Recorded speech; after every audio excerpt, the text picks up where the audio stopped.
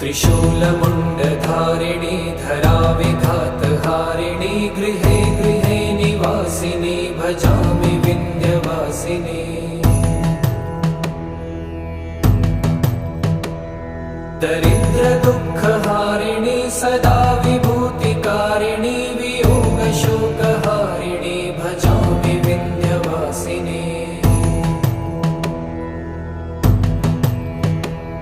लसत्सुलोललोचनं लतासनं वरप्रदं कपालशूलधारिणी भजामि विन्ध्यवासिनी। कराब्जदानदाधरां शिवा शिवां प्रदायिनी वरा